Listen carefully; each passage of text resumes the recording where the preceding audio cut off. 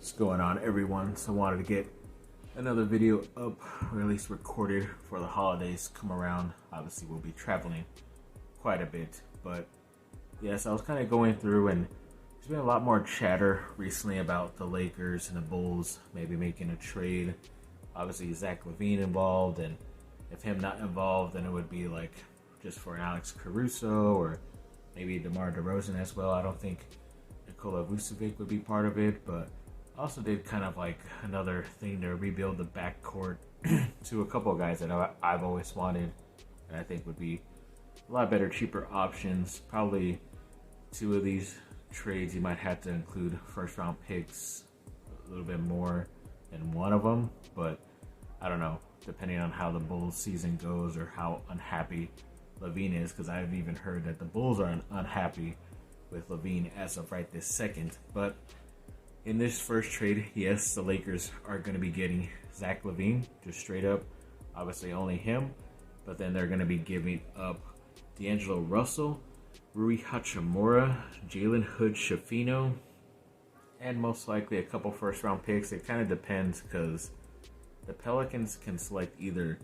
this year's coming up draft pick, or it pushes back to the following season's draft pick, which would be the very last one. That's part of the Anthony Davis deal, but that kind of messes up the Lakers' ability to trade that, because you can't trade consecutive years.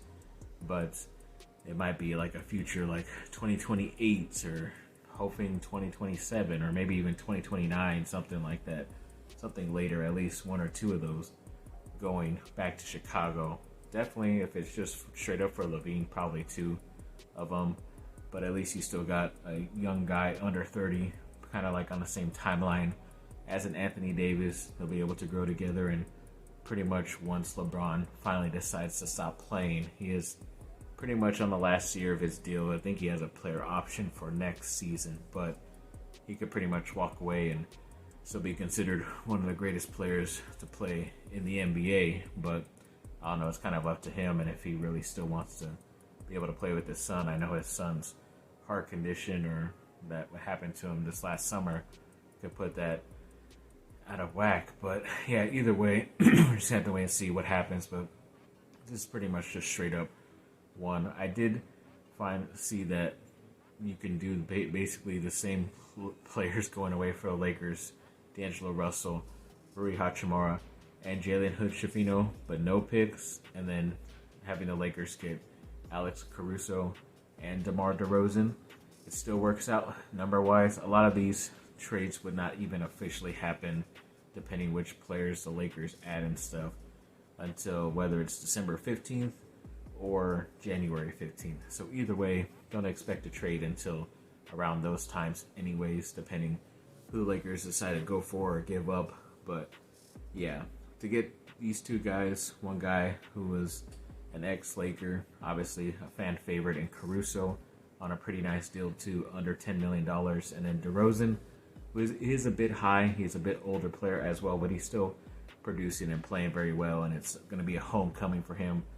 Also playing for the Lakers. He grew up in Compton and all this stuff, went to USC. It would be a nice homecoming in my opinion. But yeah, that's the second trade you could go with. And then there's a third one that I was able to do to pretty much rebuild the backcourt, where it involved the Lakers getting Tyus Jones from Washington, Alex Caruso from the Bulls, and Javon Carter from the Bulls, while the Wizards get D'Angelo Russell and the Bulls get Gabe Vincent. And I'm pretty sure you can mix and match any of those two going out to either team, depending who wants which and who wants to deal with the rest of the money, because pretty much I think Vincent would probably be 2 years, and Russell is technically 1 year, but he does have I don't think he has a player option. It was just a no trade clause he didn't have. But yeah, either way, they could be off the hook after 1 year also.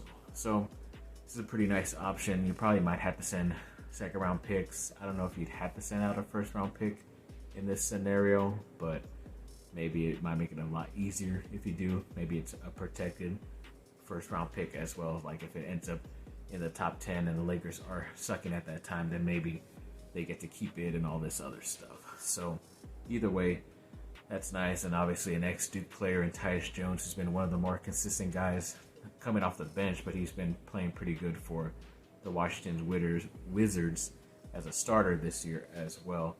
So I like him a lot. Obviously bringing back the fan favorite in Alex Caruso, who could play point guard or shooting guard, even small forward as well for you. And then Javon Carter, who I've always liked, even when he was at West Virginia in college.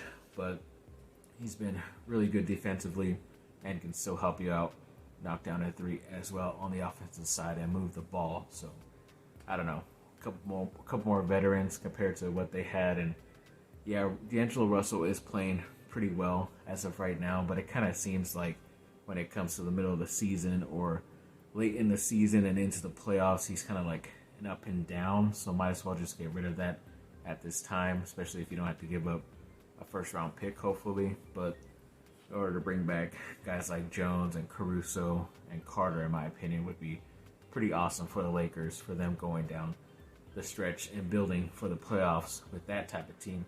Especially if they can get back Jared Vanderbilt, who I heard is practicing soon, or it has been practicing, so he could return soon. A couple other guys as well. In this scenario, you do keep Rui Hachimura, who's been kind of up and down, especially after you gave him that big contract extension. Even Austin Reeves, who you gave a big contract extension to, he's kind of been playing a lot better, even though you put him on the bench. So he's kind of filling out that bench role, which is nice, scoring coming off of there. But Rui has been pretty up and down. He's been a lot less consistent, in my opinion. So maybe if there's a team out there that likes him a bit more, you're able to get something else, or it's able to sweeten the deal, and you could probably save some money as well. You never know.